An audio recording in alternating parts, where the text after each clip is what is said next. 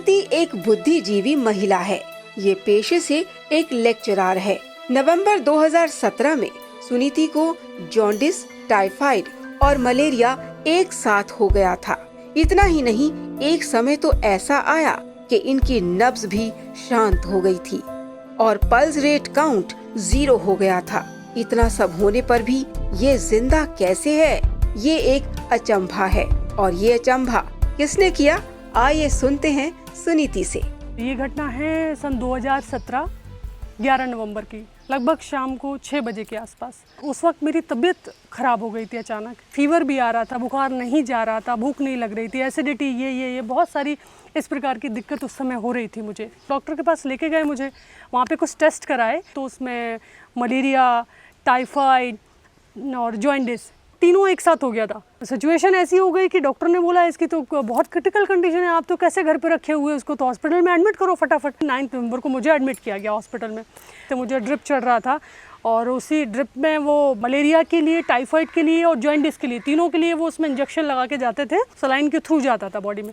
शाम के टाइम 11 नवंबर को लगभग तकरीबन 6 बजे की बात है, अचानक से मुझे ऐसा लगा कि जैसे मेरे शरीर में एकदम शिवरिंग होने लगी है, बहुत ज़ोर ज़ोर से ऐसे कांपने लगा मेरा शरीर। तो मैं अपनी माँ को बोली मुझे कुछ उड़ा दो, तो उन लोगों ने एक कंबल उड़ाया, फिर दूसरा उड़ाया, शायद रजाई भी उड़ाई, मुझे इतना सारा ढक के, तब भी मुझे ठंड लगी, मैं कांपूँ ऐसे बहुत ज़ोर ज़ोर से। तो इतना ज़्यादा ये सब होने लगा मुझे और मैं खुद नहीं समझ पा रही थी अचानक हो क्या गया मुझे। फिर धीरे धीरे मैं क्या देखती हूँ कि मेरा शरीर पूरा नीला पड़ने लगा, मुझे श्वास आने में तकलीफ होने लगी, बहुत घबराहट होने लगी, बेचैनी होने लगी। तो मैंने एकदम से रजाई पूरी फेंक के और जो हॉस्पिटल का जो कमरे का जो बेड था उस पर बैठ गई और श्वास में आने में बहुत तकलीफ हो रही थी। तो मैंने ये मेरे घर में मेरे माँ खड़ी हुई थी, मेरे पतिदेव खड़े होते, मैंने उनको बोला तो वो जो नर्सेज वगैरह होती हैं उन्हीं को लेके आए।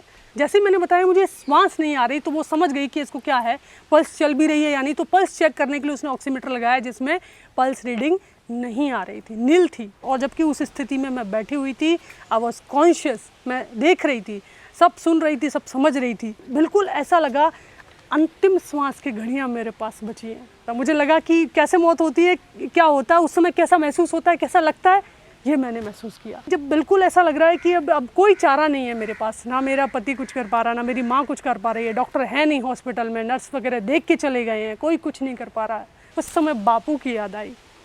उस समय मैंने एकदम हृदय से पता नहीं कैसे आर्त भाव से पुकार निकली, बापू बचा लो।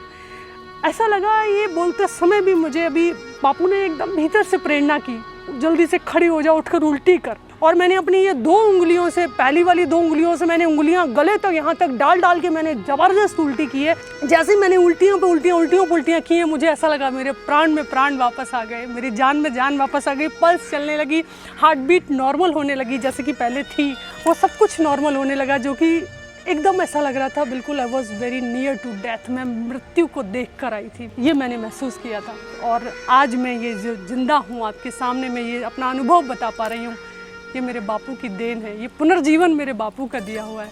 मुझे अस्पताल में प्रेरणा देने आते हैं तो वो बापू साकार रूप में तो वहाँ है पर निराकार से घट घट में समाये हैं। ये मेरा अनुभव है। आप बताइए, I am well qualified, I am well educated, और ये बनी बनाई बातों में, मैं नाटकों में विश्वास नहीं रखती। जो सच है वो सच है, आपके सामने मैं बता रही हूँ। ऐसे बापू के श्री चरणों में शत शत प्रणाम है, शत शत नमन।